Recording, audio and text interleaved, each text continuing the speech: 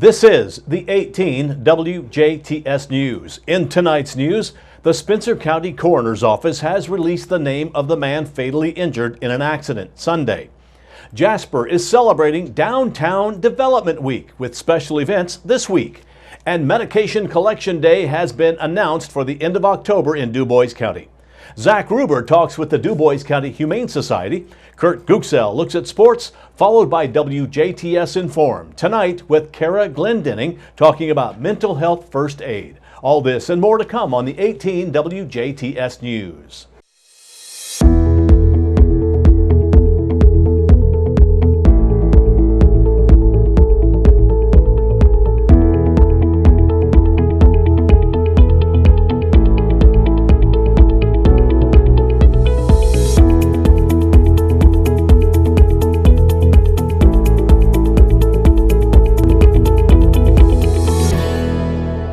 Good evening, I'm Bill Potter with the WJTS News. The name of the man killed in a Spencer County car crash has been released. The Spencer County Coroner's Office says 26-year-old Russell Pennington of Dale died after leaving the road at the intersection of State Road 245 and County Road 1200 early Sunday morning. After hitting an electrical pole, his vehicle flipped over, ejecting him. Toxicology results are still pending. No injuries were reported after a two-vehicle crash in Jasper on Monday afternoon. The Jasper police say 63-year-old Brenda Markham of Jasper stopped at the intersection of Mannheim Road and Badenstrasse. After looking in both directions, she proceeded through the intersection, pulling in front of 34-year-old Jenna Hammonds of Jasper. The vehicles crashed in the intersection. Markham's 2006 Pontiac has about $1,500 in damage, and Hammond's 2018 GMC Terrain has about $5,000 in damages. The city of Jasper is showcasing their unique features all week long as part of Downtown Development Week. Lieutenant Governor Suzanne Crouch designated this week to recognize what cities and towns across the state do to make their downtowns unique and attract tourists. Jasper Mayor Dean Vonderheide kicked off the week-long celebration with a proclamation this morning during the Board of Public Works and Safety meeting. Mayor Vonderheide says the Indiana Office of Community and Rural Affairs has sponsored Downtown Development Week for years and explains how it has impacted downtown Jasper. We've participated in it in the past, so we're really trying to develop and evolve our downtown. As you heard today in the Board of Public Works meeting, you know, people from all over the country are coming in here and visiting Jasper, and that's a plus. And we want to continue that development. So having that as a stimulus, and then having this visitation this week, and just kind of giving it a little more hype, it's very helpful. Downtown Jasper is showing all that they have to offer with a variety of special events. Vonderheide explains what his goal is for these events. I hope it stimulates people to come downtown, just to bring them downtown to see what the shops are, to see what what's offered. Many times we go to the outskirts of town when people drive in, just hit the stores on the north side, or the east side, or the south side, but they don't come downtown. And we'd like to really invite them to come downtown and see what we have to offer. To see all what Jasper is doing to celebrate this week, you can find a schedule on our website, WJTS.tv.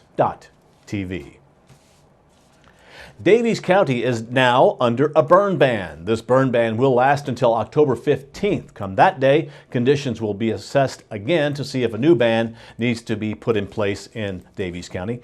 Daviess County now joins DuBois, Pike, Warwick, Martin, Spencer, Perry, Crawford, Washington, and Orange counties under the current series of burn bans. While under this ban, all campfires, recreational fires, open burning using conventional fuel like wood or combustible matter, burning debris, and using burn barrels are all prohibited.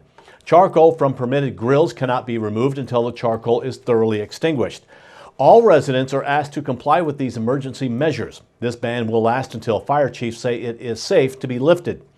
Residents in counties that are not included in this burn ban are urged to practice fire safety as well. The 17th annual Medication Collection Day in DuBois County has been announced for the end of October. Residents can help with the addiction solution in the area by bagging expired, unused, and unwanted pharmaceuticals and disposing of them at the DuBois County Medication Collection Day on Saturday, October 26, 2019. This is part of the DEA National Pharmaceutical Drug Take Back event. The Jasper State Police Post will host the collection from 10 a.m. to 2 p.m., while the Birdseye Fire Station and the Ireland Fire Station will host also from 10 a.m. to 12 noon. The Huntingburg and Jasper police stations also accept pharmaceuticals 24/7 in their drop boxes located at 503 East 1st Street in Huntingburg and 309 East 6th Street in Jasper. Unused drugs are a common household health threat that can be lessened when old and unused meds are cleaned out of a home. Vitamins, ointments, syrups, drops, herbal products, and meds that should have been kept cold but were not, and aerosols that are not in pressurized containers, they will be accepted at the collection sites. No sharps, infectious materials, anything containing bodily fluids, or waste will be collected. This collection is for private citizens only. Correct disposal of medications also creates a safer and cleaner environment, and greater public awareness reduces illegal activities and scavenging of personal property and public waste receptacles. Pharmaceuticals, when poured down the drain or flushed down the toilet, enter the sewage system and potentially our rivers, groundwater, and drinking water. Some drugs may kill the beneficial bacteria in sewage treatment plants and septic systems if flushed down the drain, and may produce resistant infectious bacteria. Burning can release toxic pollutants into the air, and if thrown in the trash, can be scavenged from trash receptacles to be illegally sold or ingested. If they go to landfills, drugs may contaminate the environment. The DuBois County Sheriff's Department will supervise the collections at the Birdseye and Ireland fire stations, and the Indiana State Police will supervise at their Jasper Post site. The Jasper Water Department announced that it will continue the fall hydrant flushing and maintenance program, weather permitting. Flushing hours will be from 7:30 a.m. to 3:30 p.m. Monday through Friday. The fall hydrant flushing will last several weeks until all the city hydrants have been flushed. If anyone has questions, they should contact the Jasper Municipal Water Department at 812-482-5252, 482-5252. Company officials say the water will be safe to drink. However, customers should use discretion if doing some laundry at this time, as clothes may become discolored. Should anyone experience cloudy or colored water, they are asked to run the cold water tap until it clears.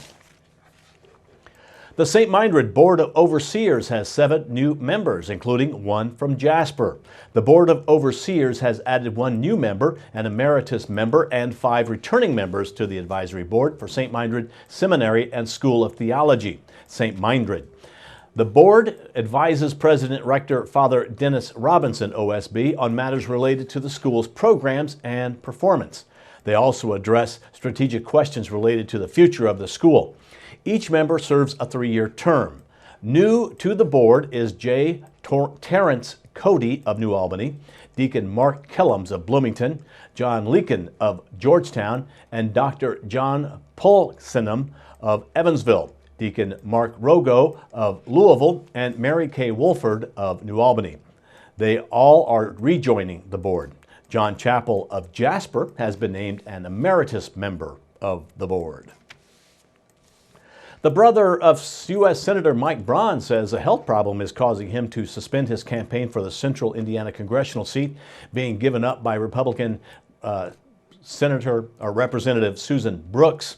Former State Representative Steve Braun didn't identify the problem in a statement released Monday, but said he was stepping away from the 5th Congressional District campaign for the next few months. Braun filed federal documents in August to start his Republican campaign. Other Republicans seeking the nomination include State Treasurer Kelly Mitchell and Chuck Dietzen. Brooks announced in June she would not seek re-election in the 2020 after 8 years in Congress. Former Democratic Lieutenant Governor nominee Christina Hale is also campaigning for the seat. That has been a look at your local news. Stay tuned. Zach Gruber pays his weekly visit to the DuBois County Humane Society. Then it's a look at your local outlook and weather forecast on 18 WJTS. We're local people watching local people.